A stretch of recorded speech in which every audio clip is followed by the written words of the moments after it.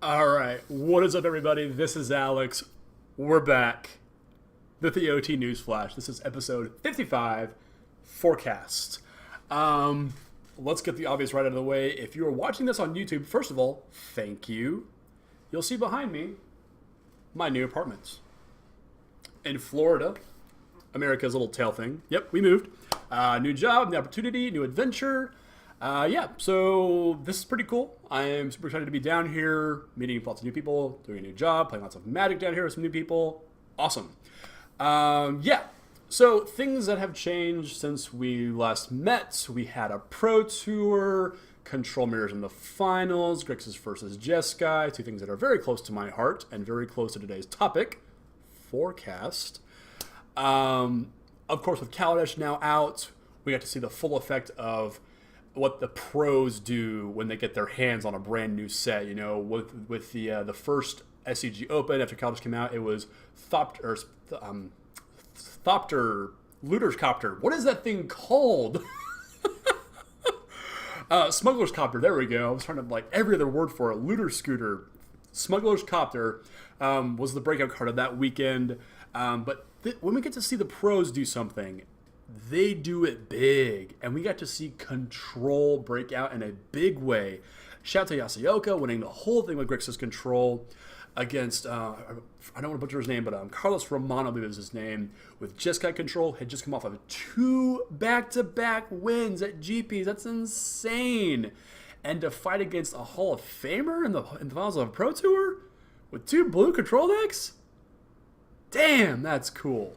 But yeah, we get to see all the cool things. Torrential Gearhulk breaking out and just showing us what a big Snapcaster Mage can do. Aether Marvel Work showing us that Emrakul on turn 4 is a very real and very scary thing. Smuggler's Copter is still a stupidly good Magic card. Kaladesh is awesome. Now, while I haven't gotten to play any actual standard Kaladesh, I'm going to try and do that very, very soon, though. Work is hectic. That's all I'm going to say about that. But I have gotten a draft with it, and getting to see the pros draft it compared to what I've been drafting, it's a very deep format. If you go back and listen to the set review, I was off on a couple of things. Even just those cheap value artifact creatures, the ones that all have activated abilities in their color, like the Monitor Lizard, the little Paraka Bug. Those things are actually very, very good, and the format is just so deep. You can play an aggressive deck. You can play a control deck. And that's super cool. Kaladesh is a home run set. I haven't opened any inventions yet. That's okay, though. Kaladesh is super sweet. I'm enjoying the hell out of playing with it. And I can't wait to play with more of it. But Wizards did something today that they have been kind of hinting at, saying they would do for a very, very long time. If you guys can wind the clock back briefly with me for a moment, back in the summer, I believe, of 2011, we got our first Commander deck product, and it was the wedge-colored combinations. The at that point unnamed Sultai, Jeskai, Mardu, those combinations. It was a brand new way for the majority of Magic players to play Magic in a brand new way. Up until that point, it had been kind of relegated to kitchen tables. EDH, Elder Dragon Highlander was into the format. Wizards kind of took it upon themselves to brand it as Commander, and we've been getting a pretty steady stream of product every year, I believe. So we've had the wedges, we've had the shards, we've had mono and dual colored Commander decks, and they've all been pretty interesting. They've each added a new mechanic, maybe some new cards that kind of break into eternal formats. Remember Scavenging Ooze, the Storm Counter Spell, which I'm blanking on all of a sudden.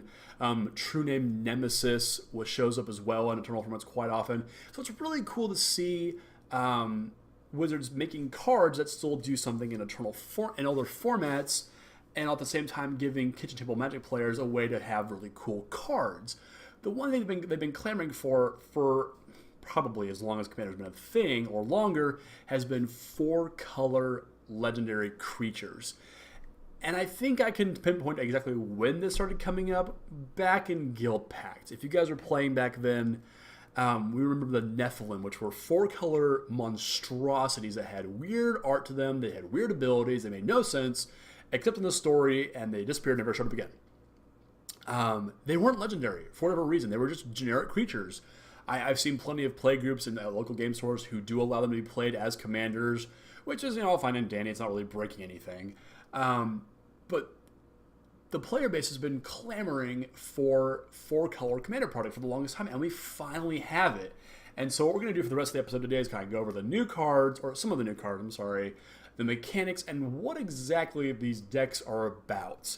Because as I'm sure you might have thought about this before, designing a 4-color card is very difficult, as opposed to designing a 3-color card. You just have to balance 3 aspects of a certain aspect of Magic. Let's take like Nekusar, the Mind Razor, from one of my favorite commander products, the Grixis commander product that came out a couple years ago, 2013, I believe.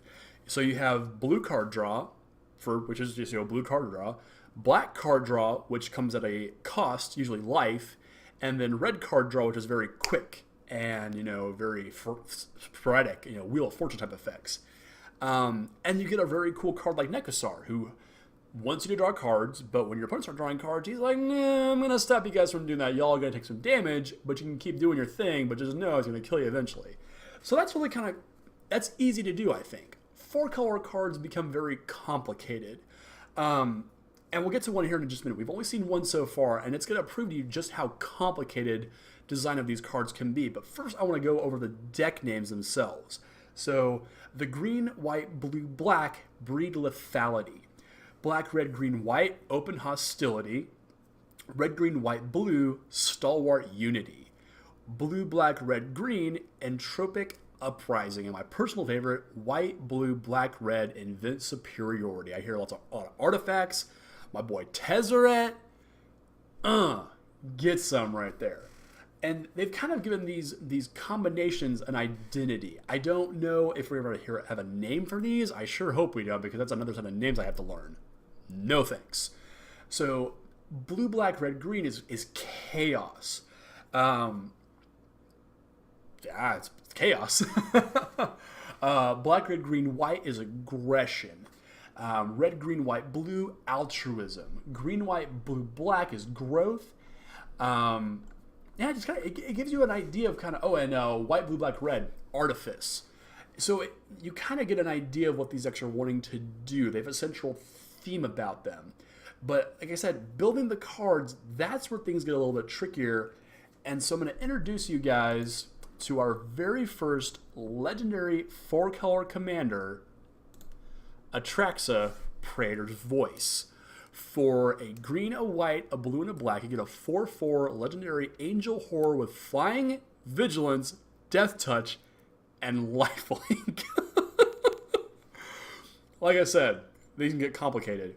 At the beginning of your end step, you proliferate, which if you weren't playing back during Scars of Mirrodin block, what you get to do here, you choose any number of permanents and or players with counters on them, then give each another counter of a kind they already had. So if you have a Planeswalker with some loyalty counters on it, if you have some loyalty counters from the dual colored commander product, if you have a creature with +1/+1 counters on it, an artifact with charge counters on it, if you have a player with infect counters on it, if you have a creature with -1/-1 counters on it, you see where I'm going. If you have counters on anything, give it some more. One more to be exact.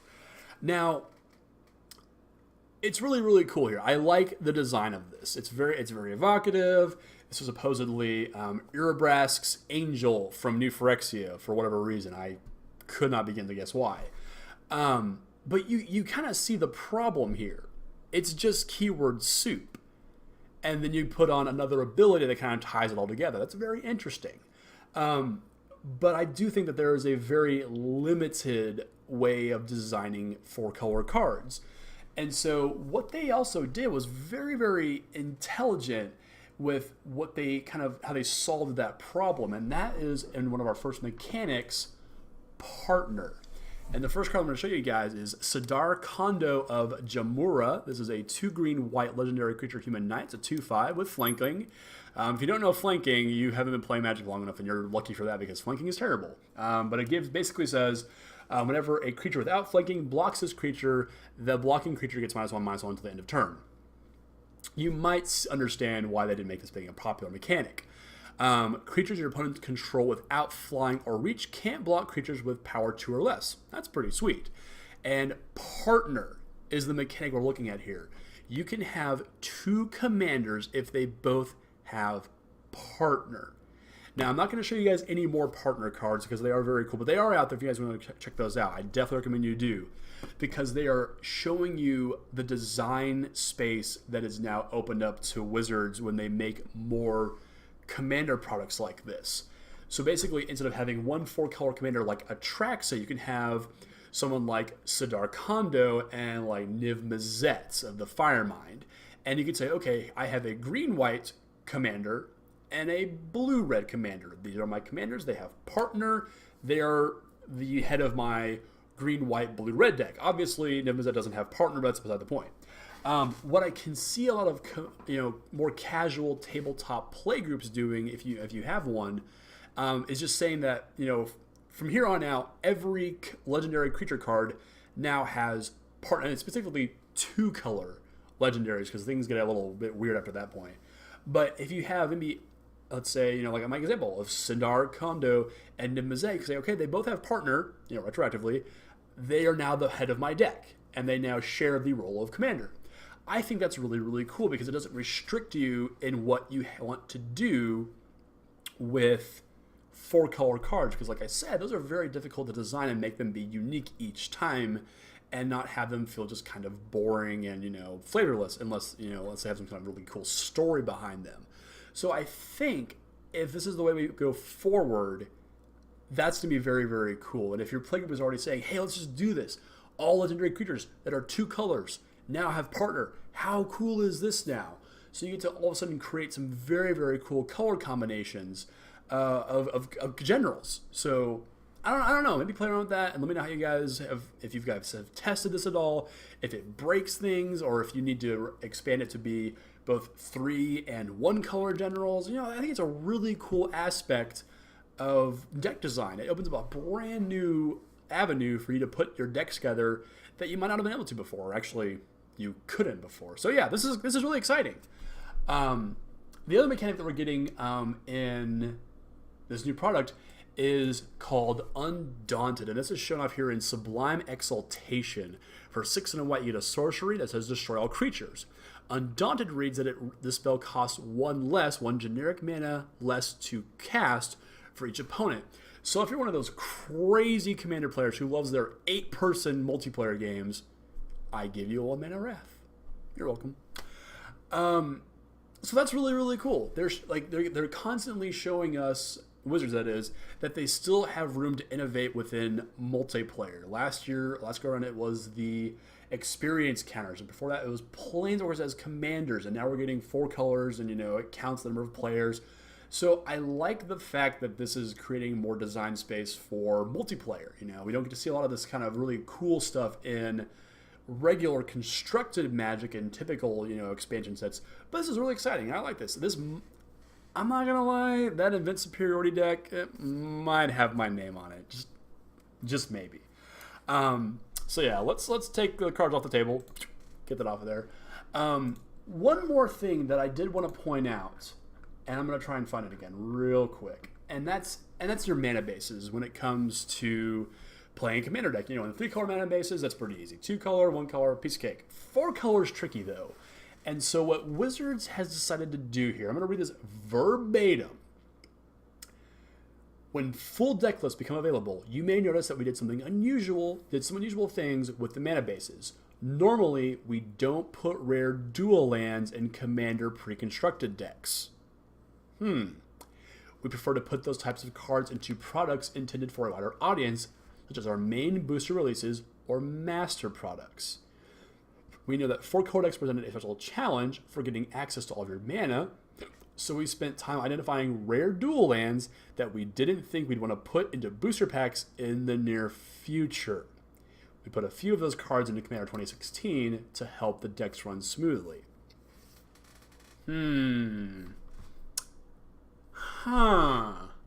What do you guys don't No. Dual lands? Like legit dual lands? Underground Sea? Volcanic Island? No, you don't think. No, that's crazy. More than likely, we'd probably see Shockland reprints. Maybe a brand new dual land? I don't know. They didn't say there would be reprints or anything, but something to think about right there. That will be interesting. You know, when I saw that Garrick Wildspeaker was in I believe he was in the Teamer Commander deck from the original printing. I thought that was way crazy. Like, why put one Planeswalker in only one deck? Why not give every deck a Planeswalker? That was crazy to me. I honestly don't care anymore. That's beside the point. But that's kind of cool. Wonder what they're going to put in there. Dual lands. Come on, dual lands, people. So that's going to wrap up this episode. I want to say thanks so much for everybody who has kind of stuck it out with me. Big shout out to all my friends back home, the old crew, Justin, James, Sean, Ivan, everybody who's been on the show. Big shout out to you guys. I do hope to get back on with you guys at some point. Maybe it's going to be Skype or something. I don't know just yet, but they will be back in some capacity. In the meantime, though, thanks for watching, guys. Be sure to check out us over on Facebook. Look for the EOT Newsflash. Twitter at EOT Newsflash. YouTube, EOT Newsflash. And send all of your love, hate, and respect over to eotnewsflash@gmail.com. And I'll be back with you guys probably sometime next week with another episode, more crazy Commander stuff, and who knows what else I might decide to talk about in the meantime. So thanks for watching, guys. Catch y'all next week.